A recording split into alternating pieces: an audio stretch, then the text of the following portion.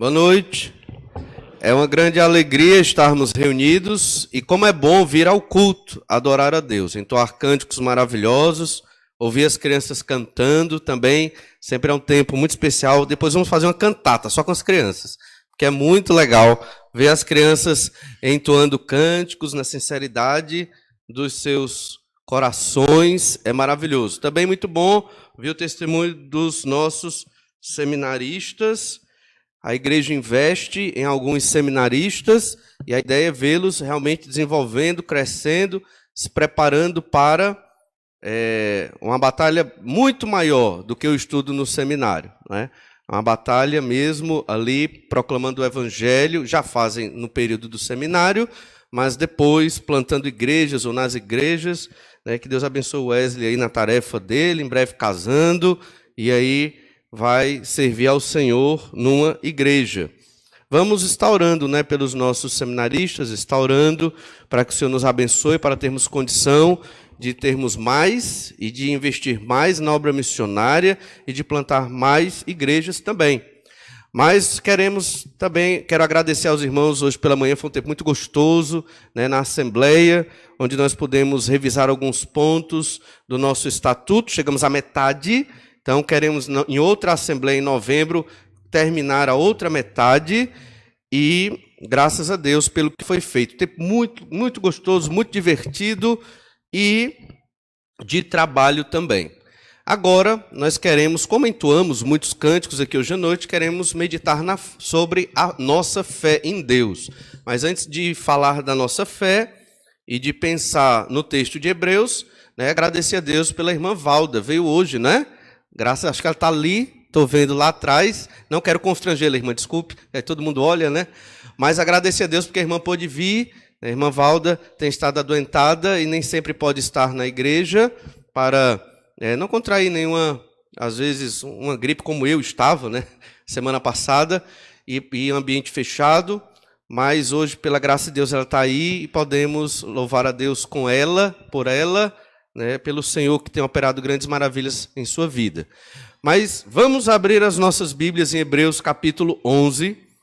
Hebreus capítulo 11 é um texto, talvez o mais conhecido da Epístola aos Hebreus. É um texto que nos apresenta modelos de fé.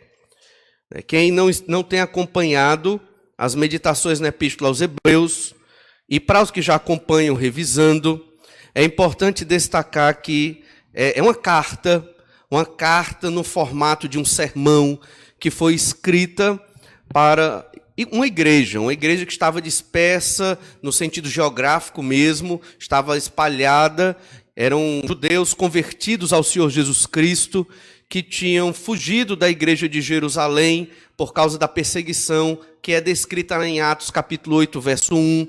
Saulo, que depois se converteu e se tornou Paulo, ele perseguiu a igreja de maneira tão ferrenha e tão terrível, de modo que a igreja de Jerusalém, o texto diz que todos fugiram, exceto os apóstolos. Então perceba como foi grande a perseguição. Ali já tinha mais de 5.000 convertidos naquela igreja. Entendemos que é a esta igreja que o autor de Hebreus está escrevendo essa carta. Irmãos corajosos, vimos que eles batalharam firme na fé, eles sofreram com os que foram presos, sofreram com os que foram maltratados nessa perseguição. Mas nós conhecemos a nossa natureza. Somos pecadores. E se não tomarmos cuidado, nós cedemos às nossas fragilidades por causa do nosso pecado.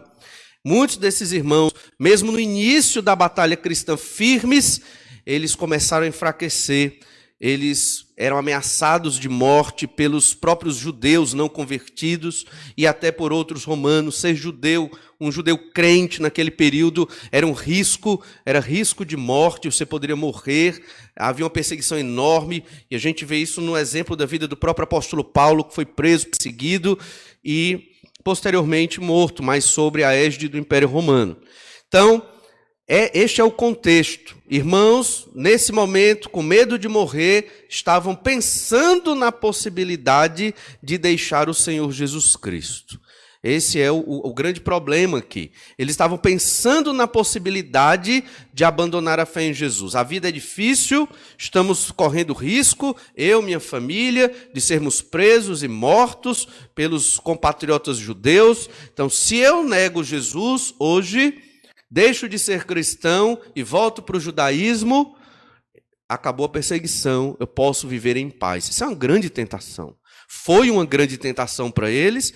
A nossa tentação hoje, parecida com esta, não é a de risco de morte, mas são outros riscos. É risco de perder parentes da nossa família que vão nos rejeitar por nossa fé em Jesus.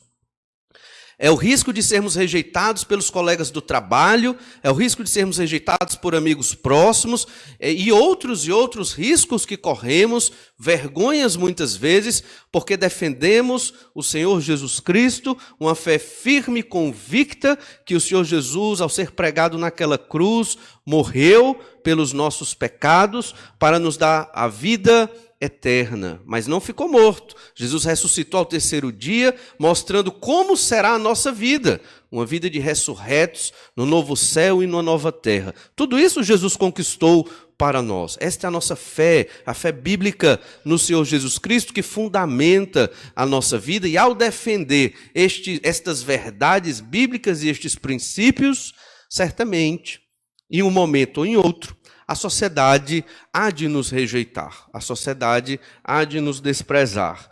E temos que estar firmes em Cristo. Como? Pela fé, né? Realmente é somente pela fé. Em vários textos do Antigo e do Novo Testamento é dito que o justo deve viver pela fé. E esse justo não é alguém sem pecado, é o crente, pecador também, mas que tem que viver pela fé durante toda a sua vida para vencer as tentações, as tribulações, as adversidades que querem nos afastar da nossa intimidade com Deus e da nossa missão diante do Senhor. Pensando nisso, estamos observando a Epístola aos Hebreus, e já estamos no capítulo 11, já vimos o que é fé no capítulo 11, do verso 1 ao 3, e já vimos dois grandes exemplos de fé, tanto Abel como Enoque. Hoje vamos ver um terceiro exemplo de fé. E por que esses exemplos, modelos de fé? Para que nós, aqueles leitores imediatamente, e nós não venhamos a dizer, é impossível viver desse jeito. Não dá, pastor, para viver desse jeito. Isso é cor da cabeça do senhor. Só pastor, seminarista, monge que vive desse jeito, né? O monge é brincadeira. Que vive desse jeito. Na verdade, ninguém consegue viver desse jeito. Tem uma lista de homens que viveram assim no Antigo Testamento. Perfeitos? Não. Sem pecado? Não. Mas homens de Deus que viveram pela fé, enfrentaram seus pecados e permaneceram firmes no Senhor até o seu último dia de vida. Esses são os nossos exemplos e modelos. É claro que Jesus é o nosso grande modelo, mas talvez alguém diga, só Jesus, porque Jesus é perfeito, é Deus. Mas homens pecadores também viveram pela fé e de modo excelente. Pela fé, seguimos, irmãos, as instruções de Deus. Veja o exemplo do homem Noé. Hebreus 11, verso 7. Pela fé, Noé, divinamente instruído acerca de acontecimentos que ainda não se viam, e sendo temente a Deus, aparelhou uma arca para a salvação de sua casa, pela qual condenou o mundo, e se tornou herdeiro da justiça que vem da fé. Noé foi um homem que viveu pela fé e, baseado nisso, ele seguiu as instruções de Deus. Queremos observar 3 reflexões sobre este versículo. Na verdade, este versículo nos apresenta a história de Noé, do final de Gênesis 5 até o capítulo 9 do livro de Gênesis. E é muito importante a história de Noé, do período pré-diluviano para entrar no período pós-diluviano. O dilúvio marcou uma grande cisão na humanidade. É quase que uma nova humanidade nasceu ali a partir de 8 pessoas. Noé, sua esposa, seus 3 filhos e as respectivas esposas. 3 reflexões sobre a fé baseado na vida de Noé. E o objetivo, irmãos, do texto, da Escritura, é que você, enquanto está sentado aí, pense: como eu tenho vivido pela fé? Eu tenho uma fé como a de Abel. Eu tenho Abel, um homem obediente a Deus, que adorou a Deus e pagou com a vida por isso. Eu tenho uma fé como a de Enoque, um homem que andou com Deus. Deus estava sempre nos pensamentos e caminhos de Enoque, a todo instante. Eu tenho uma fé como a de Noé. É isso que nós temos que pensar. E se você concluir que não, eu entendo muito bem isso. Mas conclua que não tem. E procure viver como esses homens. Esse é o desafio da palavra de Deus, do Senhor, para nós nessa noite. Olha então, primeira reflexão. Pela fé nós temos que temer a Deus. Pela fé tememos ao Senhor. Noé fez o que fez porque ele era um homem temente a Deus. O destaque aqui está nessas palavras: e sendo temente a Deus. O temor ao Senhor é uma característica dos que vivem pela fé. Temer a Deus não é somente ter medo, tem a ver, mas não é como ter medo de uma assombração, não tem nada a ver com isso. Mas é um profundo respeito ao ponto de que você não vai fazer certas coisas na sua vida porque você teme o poder do Senhor. Nosso Deus, Deus que se revelou pela Bíblia Sagrada, Pai do Senhor Jesus Cristo, primeiro na descrição da Trindade, o Deus Todo-Poderoso, ele é extremamente amoroso, de modo que na Bíblia ele é descrito como o amor.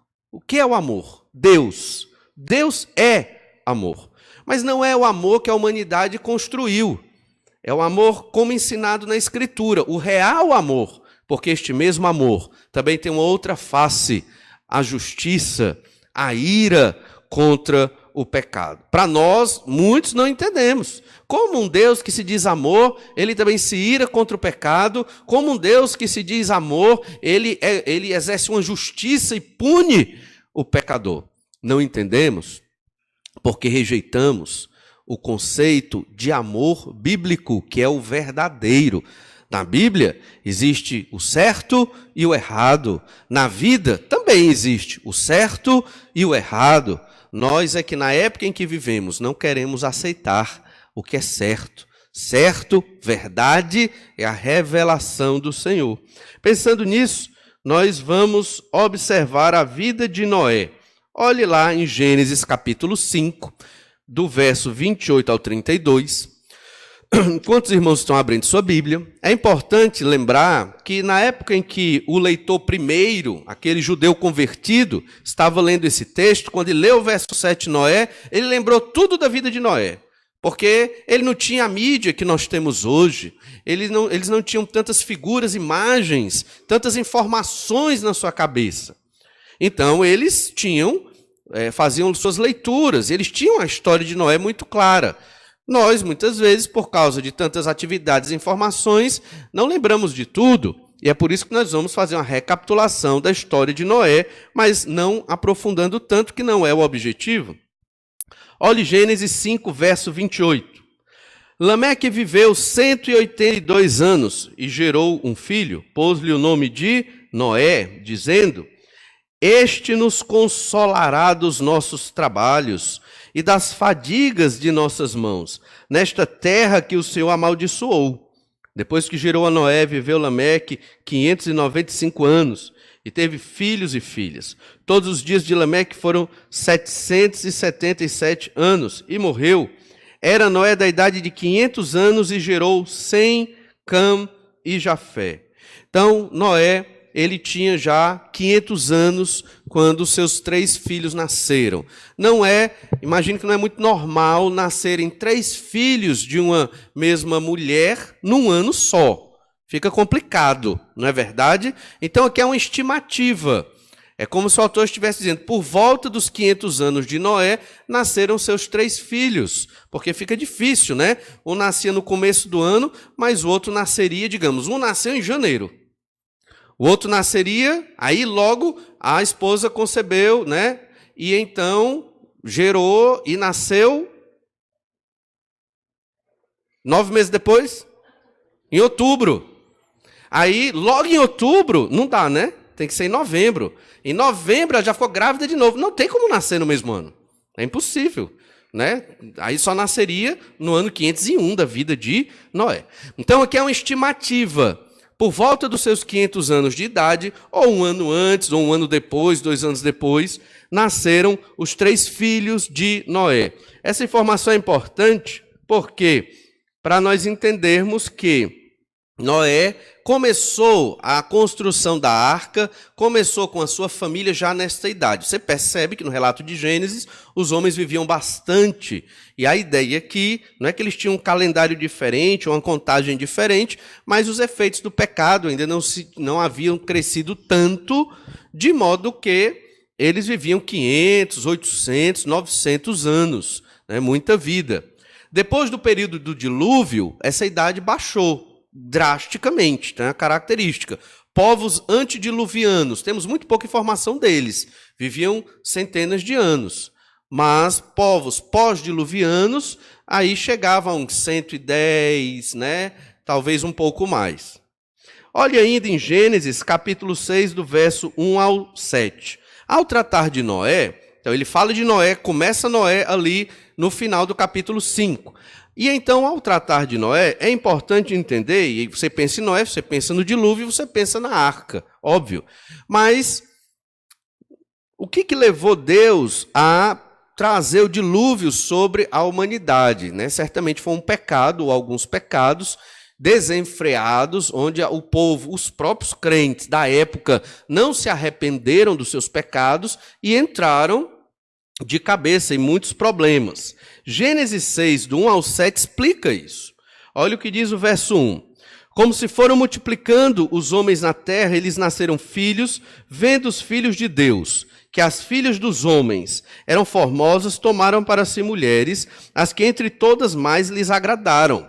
Então disse o Senhor, o meu espírito não agirá para sempre no homem, pois este é carnal, e os seus dias serão 120 anos. Ora, naquele tempo havia gigantes na terra, e também depois, quando os filhos de Deus possuíram as filhas dos homens, as quais lhes deram filhos, estes foram valentes varões de renome na antiguidade.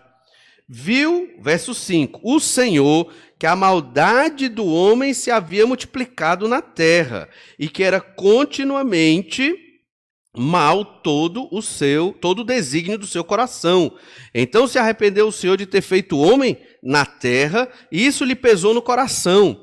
Disse o Senhor, farei desaparecer da face da terra o homem que criei, o homem e o animal, os répteis e as aves dos céus, porque me arrependo de os haver feito.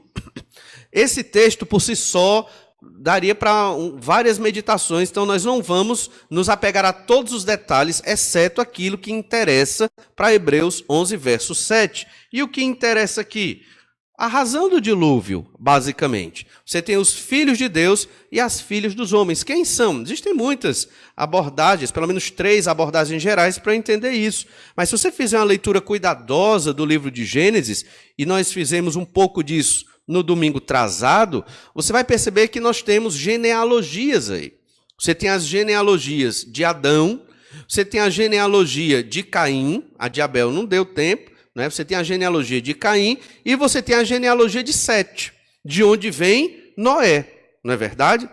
Então, como nós vimos, há um padrão no livro de Gênesis falando das descendências. Você tem Esaú, antes, você tem Ismael e Isaque. Ismael não foi aceito, Isaque sim, o filho da promessa. Você tem Esaú e Jacó. Esaú não foi aceito, e sim Jacó, de onde viria a descendência escolhida. Os de Esaú não foram abençoados por Deus. A ideia é que os de Esaú não creram em Deus. E há promessas em toda a Bíblia contra os edomitas, contra. Por quê? Porque eles não só rejeitaram o Senhor desde o pai Esaú, como também eles foram um empecilho para o desenvolvimento da nação de Israel no período de chegar na terra prometida. Jacó foi abençoado. E então Jacó foi a descendência que gerou o Messias. Perceba então que sempre existiu no livro de Gênesis a descendência que não foi escolhida e a descendência que Deus escolheu para a salvação. Então, quando nós lemos aqui em Gênesis 6, que está no meio destas descendências, poderíamos falar também da de Sem e da de Cão. A de Sem, Deus abençoou. A de Cão, Deus não abençoou. Não é verdade? E Deus chamou Abraão, que era um semita. Então, o Senhor trabalhou assim, no início de tudo, período pré-diluviano e pós-diluviano, pelo menos até as 12 tribos de Israel se estabelecerem e Israel se tornar nação. Fato é que o verso 6, capítulo 6, do 1 ao 4, está nesse contexto. Isso nos ajuda a entender quem são os filhos de Deus. Quem são os filhos de Deus? Só podem ser aqueles crentes da descendência escolhida, que são os descendentes de Sete, que ele acabou de tratar, no caso Noé, e outros, são os filhos de Deus. Quem são as filhas dos homens? Elas eram formosas. E se eles eram os filhos de Deus e tomaram essas mulheres, filhos dos homens, por esposa, e é o que o texto está dizendo, e Deus não gostou dessa união, o texto está dizendo também, Deus não se agradou. Olha o que o Senhor diz no verso 3, depois que eles se agradaram delas. Então disse o Senhor, meu espírito não agirá para sempre no homem, pois esse é carnal. E aqui dando a ideia do pecado. Ele está pecando. Por quê? Porque esse homem, esses crentes, eles escolheram essas mulheres que não eram crentes. E o contraste está filhos de Deus e filhas dos homens. E Deus não se agradou desse tipo de casamento entre um crente e um não crente. Deus não gostou. E esse foi o grande motivo para Deus destruir o mundo no dilúvio. Só que não foi um nem dois. Foi muito da humanidade. Os crentes daquele período se perderam nesse costume que não era a vontade do Senhor. Resultado, Deus não se agradou, o mundo vai ter 120 anos. Isso aqui é o início desse ensino. Esse ensino se confirma em toda a Bíblia. Deuteronômio capítulo 7 fala disso. Neemias capítulo 13 fala disso. 2 Coríntios capítulo 6 vai falar disso também. Então, toda a Escritura, ela apresenta esta verdade. A verdade que Deus considera pecado e não se agrada quando o seu povo contrai casamento com aqueles que não o adoram, com aqueles que o rejeitam a Deus. Então Deus não abençoa esse tipo de união. Aqui foi o primeiro episódio. Existem outros entendimentos desse texto, que eu entendo que são errados. Alguns vão dizer que os filhos de Deus aqui são anjos. Mas você não vê, o último anjo que apareceu aqui próximo foi o que guardou o jardim do Éden de Adão quando ele foi expulso, para que Adão não entrasse e voltasse ali ao jardim do Éden. Mas você não vê a narrativa de Gênesis de 1 ao 11 tratando de anjos. Você não tem isso aqui. Você tem anjo em outras partes da Bíblia. Alguns vão lá em Jó pegar porque os anjos foram chamados de filhos de Deus. Sim, mas isso não quer dizer que aqui está fazendo a mesma referência que lá em Jó. São livros diferentes. Então, o princípio para interpretar bem a Bíblia é você observar no contexto imediato do texto que você está lendo se existem elementos que justifiquem que os filhos de Deus são anjos. Aqui não tem. Entendendo isso, por conta destes casamentos, né, que não foram segundo a vontade de Deus, não foi um, nem dois, nem três, foi de toda a humanidade em massa, pensando nos crentes, Deus diz, não tenho mais prazer na humanidade. A maldade do homem se havia multiplicado na terra, começou por aí, e a maldade se multiplicou. Continuamente mal todo o desígnio do coração. Era contínuo, nós não sabemos quantos anos, né, isso perdurou. O fato é que no verso 3, Deus diz, esse homem vai viver 120 anos. Aqui não está reduzindo a idade, alguns pensam assim, mas é como Deus estivesse já dando a sentença.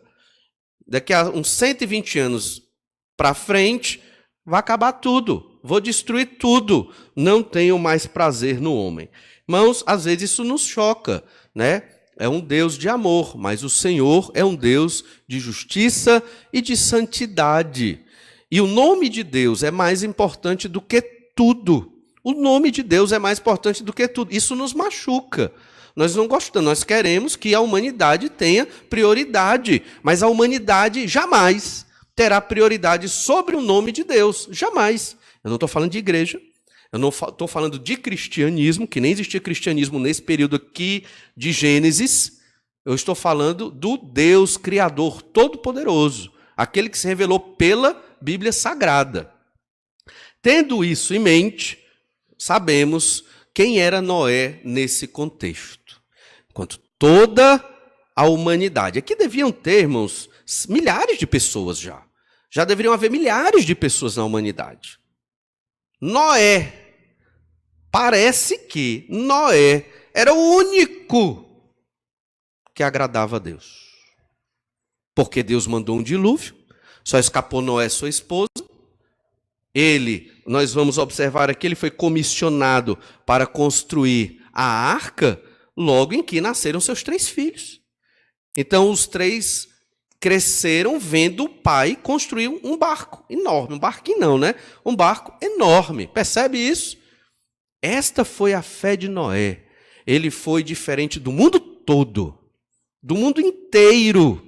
Era ele, a esposa. O texto não fala da esposa, mas depois vamos observar um pouco da esposa de Noé, baseado, obviamente, naquilo que não foi dito, mas que não deixa de estar aqui nesse texto.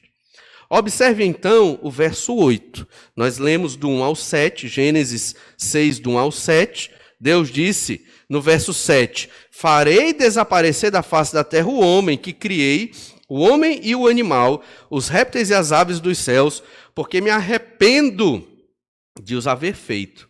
Em Gênesis, capítulo 6, verso 8, olha o que diz: porém Noé achou graça diante do Senhor. O único que estava obedecendo a Deus. Pela fé, Noé, ele obedeceu à vontade do Senhor. Esta é a primeira e grande reflexão. Pela fé, ele temeu a Deus. Ele era o único que temia a Deus. Entenda, por que o único? Ele e sua família. Por quê? Porque o mundo todo foi destruído pelo dilúvio. A lógica aqui, a ideia é que o mundo todo pecou contra Deus e não queria Deus. O mundo estava num pecado tão desenfreado, de tal maneira, começar tudo de novo. Não tem mais recuperação. Não dá. E Deus zerou. Vamos começar de um crente aqui que não se contaminou. Noé. Entendem isso? Esse é o tipo de fé que nós devemos ter. Está lá você na sua sala de aula. Você que é estudante fundamental, ensino médio. Só você é crente lá.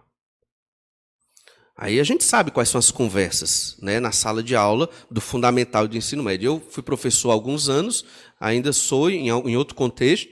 Então, a gente sabe qual é a conversa e como é o aluno, escola pública ou particular.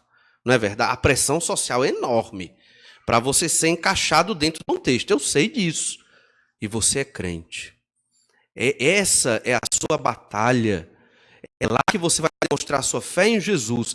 Não demonstrando que você é a pessoa mais correta do mundo, não. Começa você não cedendo às práticas de pecado verbais ou por ação, em conversa ou outras coisas dentro do seu contexto escolar. Começa por isso. Já é vencer uma grande batalha. Vencida esta, aí você começa a evangelizar aqueles que estão mais próximos de você. E vai pregando aqui, e vai pregando ali, e Deus abençoa. Lembro quando eu estudava ensino fundamental, eu levei a Cristo 2 amigos meus. E foi uma bênção. Eu evangelizei achando que eles não iam se converter. Se converteu, eu digo, se converteu, fiquei até assustado. Se converteram. Deus é maravilhoso mesmo, né? E isso motivou a pregar o evangelho. Você pode fazer isso lá na sua escola. Isso é viver pela fé. Lembre-se de Noé. O mundo todo morreu no dilúvio. Só escapou Noé. Milhares de pessoas. Só Noé firme. Por quê? Pela fé. Fé em quem? No descendente, que foi pregado lá em Gênesis 3,15. No descendente, aquele que viria a ser o Messias, o Salvador. Esta era a fé de Noé. Está na universidade. Universidade é um local complicado, cheio de pecados terríveis. Ah, pastor, então não vou mais mandar meu filho para a universidade. Então tire seu filho do mundo. Tire seu filho do mundo. Bota ele numa bolha. né? Uma bolha e esconda dentro da igreja. Não tem como, irmãos.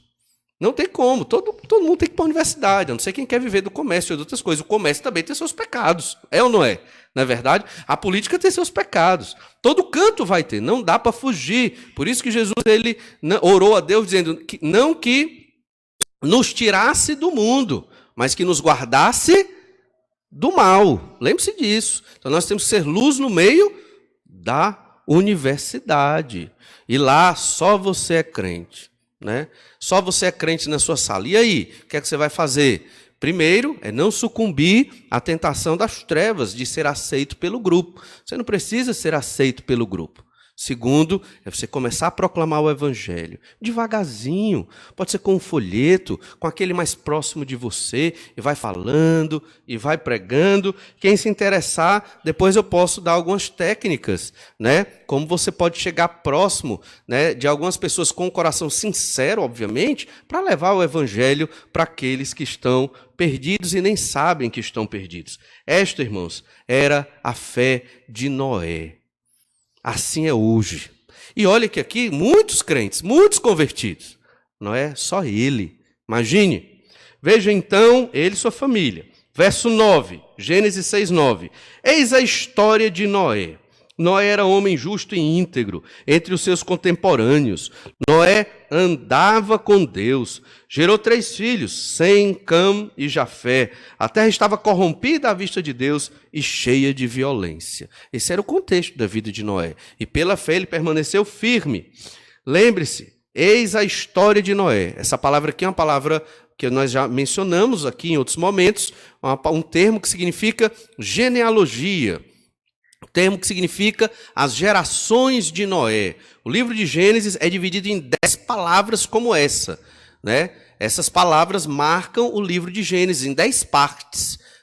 Moisés escreveu assim, inspirado pelo Espírito Santo de Deus. Às vezes essa palavra é traduzida por história, às vezes por genealogia, por descendência, e aqui é uma parte importante que marca uma seção do livro de Gênesis. É a história de Noé, é a genealogia de Noé, a descendência de Noé. Ele foi justo e íntegro no meio dos seus. Ele era crente e ele era obediente a Deus no meio dos seus contemporâneos. Os que vivem pela fé, irmãos, eles são assim. Eles não se corrompem com a sociedade vigente. Eles não vivem nas modas da atualidade. O crente firme no Senhor Jesus Cristo, ele vive por princípios, pela vontade de Deus, pelo exemplo do Senhor Jesus Cristo. Ele vive para a glória do Senhor. Entenda isso. É assim era a vida de Noé. Isso era viver pela fé. É viver pela fé. Voltando lá para Hebreus, capítulo 11, verso 7. Hebreus 11, 7, nós lemos assim, novamente. Pela fé, Noé, divinamente instruído acerca de acontecimentos que ainda não se viam, e sendo temente a Deus, aparelhou uma arca e aí vai. O destaque aqui é divinamente instruído acerca de acontecimentos que ainda não se viam. O que é que não se via? Logo em seguida, nós vamos ver que Deus disse para Noé que viria um dilúvio. Deus disse para Noé construir um grande barco, que a gente chama de arca. Ele não sabia, ele não via, nunca fez um barco na vida dele. Noé não era marinheiro, nem nada disso, nem construtor de barco. Mas Deus mandou ele fazer algo extremamente complexo e difícil. E pela fé, ele entendeu que ele deveria fazer, mesmo sem saber muita coisa. Vamos voltar a esse tópico na segunda reflexão, mas o Senhor Jesus Cristo, ele observou o exemplo de Noé para nos instruir como viver pela fé. Olhe Mateus 24, verso 37. A mesma fé que Noé teve para construir aquela arca e para aguardar o dilúvio, ele aguardou o dilúvio, é a fé que nós devemos ter em Jesus. Mateus 24, 37. Pois assim como foi nos dias de Noé, também será a vinda do Filho do Homem. Porquanto assim como nos dias anteriores ao dilúvio, comiam e bebiam, casavam e davam-se em casamento, até o dia em que Noé entrou na arca. E não perceberam. Foi um evento que ninguém ligou. Noé entrou na arca. A Bíblia diz que Deus fechou a porta da arca. E o povo continuou bebendo e curtindo e fazendo os seus pecados. Senão, quando veio o dilúvio, os levou a todos. Assim será também a vinda do Filho do Homem. Assim como foi nos dias de Noé, em breve isso voltará a acontecer. Hoje, as pessoas estão aí. Muitos passaram o dia na praia, bebendo. Outros passaram o dia em festas, sábado à noite, bebendo, se prostituindo. É a sociedade. É o mundo ao nosso redor. É a vida das pessoas. É o normal. E elas vão bebendo e se prostituindo todo fim de semana. Alguns jovens trabalham para ganhar dinheiro só para pagar o seu vício. Isso é normal na sociedade, na universidade, em todo canto. E os anos estão passando, irmãos. Sabe o que vai acontecer? Quando ninguém menos espera, Jesus voltou. Quando Jesus voltar, aí vai ser o desespero. Entende? Hoje é o dia de salvação. Entende? Hoje não é só hoje. Hoje é esse período da igreja, onde tem igreja em todo canto pregando o evangelho, na internet, na rua, igreja de todo jeito, de toda ordem, umas bem mais bíblicas, outras nem tanto, mas por mal ou por bem, estão pregando. Como Paulo falou lá em Filipenses capítulo 1, estão pregando pelo menos o evangelho. E alguns vão se converter. Quando Jesus voltar, é isso que Jesus está dizendo. No dia de Noé, na época de Noé foi assim. Noé estava lá, 120 anos construindo aquela arca, sozinho. Ninguém, a turma talvez blasfemando, fazendo chacota. Pega o doido, né? Quantos de nós não levamos, né, o nome de doido, né? Perdendo a nossa vida na igreja, não é verdade? Quando na verdade nós achamos a vida. Né? O Senhor nos deu vida, vida em abundância aqui e vida eterna. Mas os outros estão perdidos, irmãos. Por isso temos que orar pelos nossos parentes, amigos, colegas da escola, da universidade. Eles estão perdidos e acham que estão no caminho certo. E quando Jesus voltar, não vai ter mais jeito. Não vai ter mais oportunidade. O Senhor Jesus, quando voltar na sua segunda vinda, é para destruir. É para implantar o reino de Deus na terra. Entendem? E quem não creu em Jesus, inferno. Não sou eu que estou dizendo isso, não. E é uma realidade difícil. Mas não sou eu que estou dizendo, não é meu. É a Bíblia, é a palavra do Senhor. É isso que Jesus está dizendo. Nós cremos em Jesus. Viver pela fé é entender.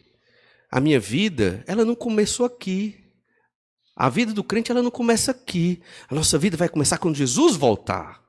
Quando nós ressuscitarmos e vivermos em glória com Jesus no novo céu e na nova terra. Por isso que o crente, ele aguarda ansioso pela volta de Cristo. Entende? Isso é viver pela fé. Porque quando Jesus voltar, se hoje somos felizes e abençoados pela graça de Deus, seremos mais ainda quando Jesus estiver aqui no nosso convívio, e nós não mais viveremos pecando ou fugindo dos pecados, naquele sofrimento, não vai mais existir isso, porque Jesus estará aqui, Deus mesmo estará aqui, esse planeta será todo remodelado para a vida daqueles que foram ganhos pelo sangue do Senhor Jesus Cristo na cruz. Isso é viver pela fé. E nos anos que você passa aqui, como você dedica ao Senhor Jesus? Que morreu na cruz pelos seus pecados, pelos nossos pecados. Isso é viver pela fé. Irmãos, não deposite a sua esperança aqui, nesta realidade. Esta vida aqui, ela é um protótipo. Mal acabado, não por culpa de Deus, mas dos nossos pecados, da nossa vida. Por isso devemos nos dedicar cada vez mais ao Senhor, aqui, nesta vida. Como Noé se dedicou.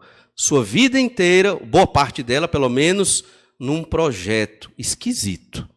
Primeira reflexão, pela fé nós tememos a Deus. Segunda reflexão, pela fé realizamos feitos inacreditáveis para Deus. Se você teme a Deus, você vai realizar feitos inacreditáveis. E foi o caso de Noé, Hebreus 11:7. Pela fé, Noé, divinamente instruído acerca de acontecimentos que ainda não se viam, e sendo temente a Deus, aparelhou uma arca para a salvação de sua casa. Ele construiu, ele fez esta arca. Fé tem que ter o quê? Obras.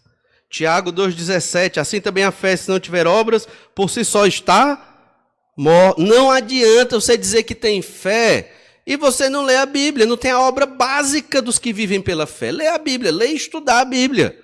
Não, pastor, eu sou um homem, uma mulher cheio de fé. Certo, irmão, e a oração? Eita, pois é, essa semana não deu. Não tive um momento íntimo de oração com Deus. Não tem fé. Não é verdade? Dedicar o seu dia ao Senhor. Não dedica? Cadê a fé? Fé se mostra por obras. Você pode ter obras e não ter fé. Mas se você diz que tem fé, você tem que ter obras. As obras, elas mostram a qualidade da sua fé. Abraão, vamos provar sua fé. Pega teu filho e mata. Prova de fé. Qual é a prova que você dá a Deus da sua fé nele? Entende isso? Não há fé sem exercício, sem prática. Não existe isso. E Noé teve que dar uma prova da sua fé a Deus. Aparelhar uma arca. Gênesis 5,32. Nós já lemos, mas ler novamente. Gênesis 5,32. Era Noé da idade de 500 anos e gerou a Sem, Cã e Jafé. Gênesis 6,10. Gerou 3 filhos, Sem, Cã e Jafé. Gênesis 6,9. Eis a história de Noé. Noé era um homem justo e íntegro entre os seus contemporâneos. Noé andava com Deus. Olha então que no período em que Noé gerou seus 3 filhos, ele tinha 500 anos. E Gênesis 6,10 mostra que ele gerou os 3 filhos. Em Gênesis 7, verso 6, tinha Noé, Gênesis 7, verso 6, tinha Noé 600 anos de idade, quando as águas do dilúvio inundaram a terra. Entre os filhos que ele teve e o dilúvio, passaram-se quantos anos? 100 anos aproximadamente. Eu digo aproximado porque os 3 filhos não nasceram na idade de 500 anos de Noé. Entendam, né? Ou foi um pouco antes ou foi um pouco depois.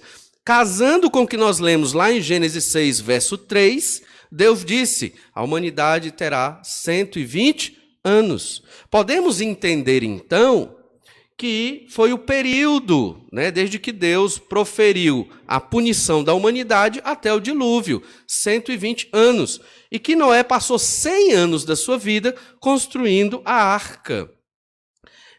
Digamos, aqui Noé viveu 800 anos, certo? Digamos. Significa que ele gastou 1/8 da sua vida num projeto exclusivo para Deus, não é verdade? Intenso. Aí você vai viver, se Deus abençoar, 80 anos. Gastou 10 anos da sua vida num projeto para Deus? Ou gastou toda a sua vida num projeto de Deus que se chama Igreja, proclamação do Evangelho? Não estou dizendo que você tem que passar 10 anos sendo missionário, não é isso. Mas estou dizendo que você tem que perceber o quanto que Noé dedicou da sua vida a Deus aqui. Nós estamos observando que pela fé realizamos feitos inacreditáveis. Noé passou 100 anos na construção daquele enorme barco. Entre 100 a 120 anos na construção daquele enorme barco. A fé dele se mostrou com obras. Todo crente tem que ter obras, frutos. E esses frutos demonstram a sua fé em Deus. Lembre-se disso. Não para a salvação, obviamente, mas para a glória do Senhor. Você não tem frutos, se você não tem tempo para Deus, se você não tem coisas para ofertar a Deus da sua vida, da sua juventude, da sua sabedoria, da sua inteligência, da sua perícia, e aí? Está esquisito. Isso não é viver pela fé. Vamos então aqui a algumas esferas que Noé ele trabalhou em algumas esferas aqui na sua fé. para observar a sua fé. Uma dessas esferas, para expressar a fé, foi a esfera laboral, a esfera do trabalho. Vamos para Gênesis 6, verso 15.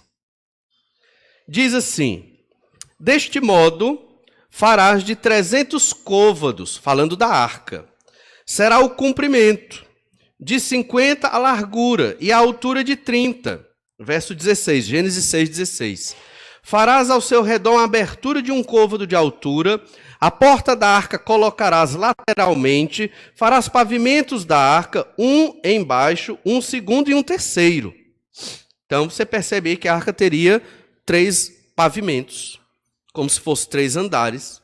E côvado, tem várias formas de medir um côvado. A mais convencional é que um côvado equivale a 45 centímetros. Convertendo aqui, o comprimento da arca seria de 110 metros. Praticamente o tamanho do comprimento de um campo oficial de futebol, que varia entre 100 a 110 metros. Então você vê um campo de futebol oficial, o comprimento. É o comprimento da arca que Noé construiu. É grande, né? É grande. A largura, 50 côvados, de 45 centímetros, você vai ter aí 22,5 metros de largura. E você tem 30 côvados, a altura completa, 45 centímetros o côvado, você vai ter aproximadamente 13,5 metros. 13,5 metros, se eu não estou enganado, dá por baixo o equivalente a um prédio de 3 andares. Não é isso? Aproximadamente, por baixo, é um prédio de 3 andares. Então, você tem como entender a arca aqui, aproximadamente um prédio de 3 andares, com o comprimento de um campo de futebol. No início, tudo indica que foi só Noé construindo este enorme barco. E tem também aqui uma esfera, tem a esfera, nós falamos de trabalho, o tanto que ele trabalhou, realmente, trabalho enorme, a princípio sozinho, depois os meninos ajudaram, né, sem cães de fé, não tinha muita opção. E a esfera do tempo, o tempo que Noé dedicou, de 100 a 120 anos da sua vida, provas de fé no tempo, no trabalho e na lógica. Tem uma questão lógica aqui. Que questão lógica é essa? Olha Gênesis verso 5. Questão de lógica. Essa ordem de Deus, ela não teve lógica. Mas não é que Deus era sem lógica. É porque na lógica humana, essa ordem não se encaixava. Olha Gênesis 2, verso 5. Não havia ainda nenhuma planta do campo na terra, pois ainda nenhuma erva do campo havia brotado, porque o Senhor Deus não fizera chover sobre a terra. E também não havia homem para lavrar o solo, mas uma neblina subia da terra e regava toda a superfície do solo. Então, naquele momento de Gênesis capítulo 2, uma neblina, como se fossem regadores naturais, né, aspergiam essa água e regava todas as plantas que haveriam de brotar ali. Você pode dizer, pastor, tudo bem, mas o que é que o senhor quer dizer com isso? Quero dizer que provavelmente até Noé não tinha chovido ainda. Não havia necessidade de chuva. Até Noé provavelmente isso não aconteceu. Pode ter acontecido? Pode até ter acontecido, mas tudo indica que não. O dilúvio. De onde veio a água do dilúvio? Simplesmente não havia mar no planeta naquele período. Haviam rios. E a água dos oceanos que nós encontramos hoje, isso aqui é uma teoria, né? Não é cientificamente comprovada, mas tem lógica. Essa água estava no subsolo da terra. Fazendo o quê? A água dos oceanos.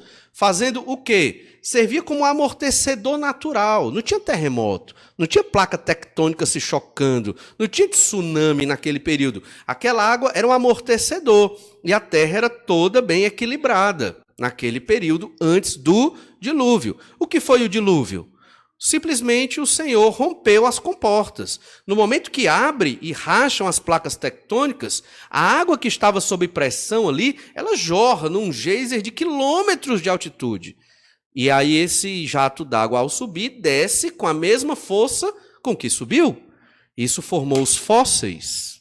A pressão era enorme, petrificou. Muitos animais, muitos vegetais e seres ali foram petrificados naquele instante. E criou-se o clima para a chuva, que até então, provavelmente, não existia.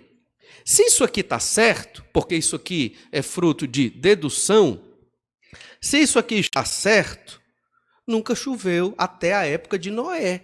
Então Deus disse, olha, eu vou mandar um dilúvio. Opa, que é isso, né?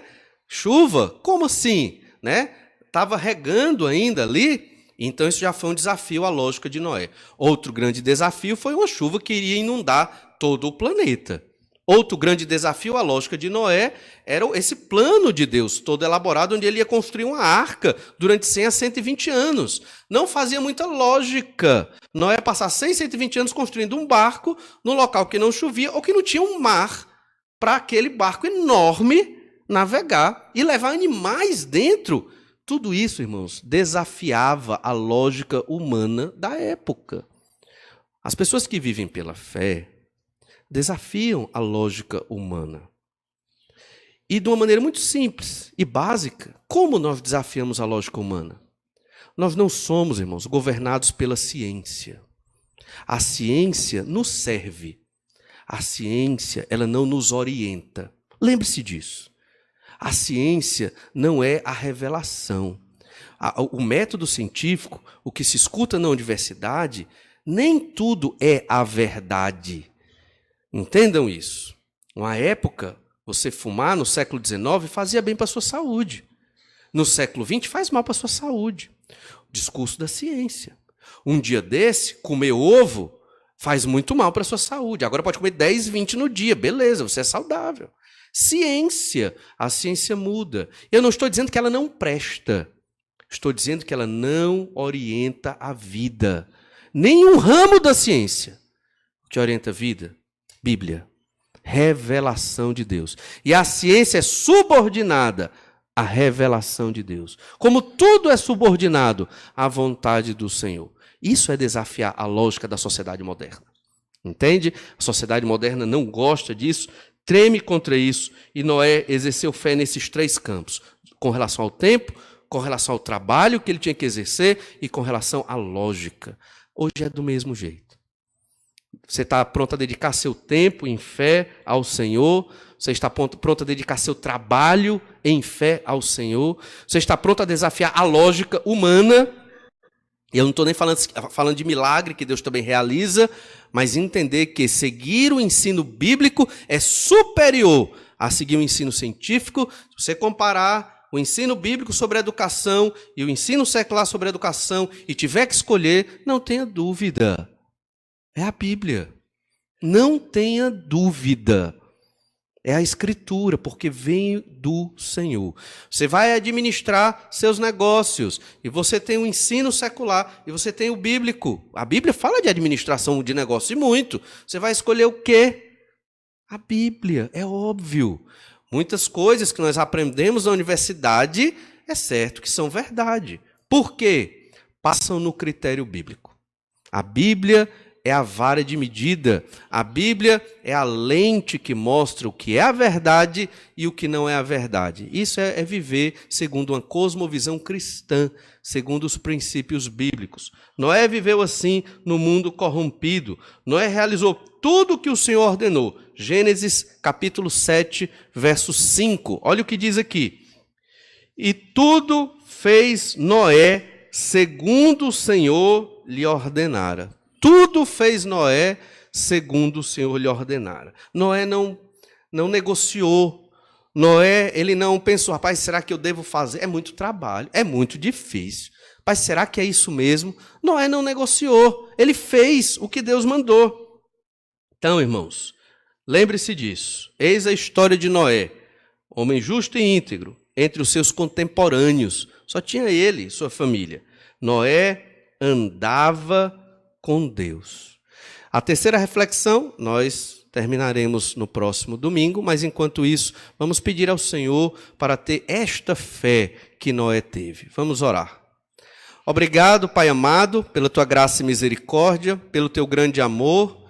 Obrigado, Senhor Deus, porque o Senhor nos tirou de um mundo perdido, abriu os nossos olhos para enxergar a bênção que é viver para o Senhor. Pai amado, só temos que te agradecer por tão grande amor e te suplicar que o Senhor nos use na tua igreja, na tua obra, para realizar os teus projetos aqui na terra. Sabemos, ó Pai, que estamos sendo moldados por ti e que ainda não chegamos à perfeição que o Senhor requer de nós. Por isso suplicamos que o Senhor nos instrua, nos molde, nos transforme, para que pensemos menos em nós mesmos e passemos mais a pensar no Senhor, andar com o Senhor, a te obedecer em tudo, vivendo pela fé. É o que te pedimos no nome do Senhor Jesus. Amém.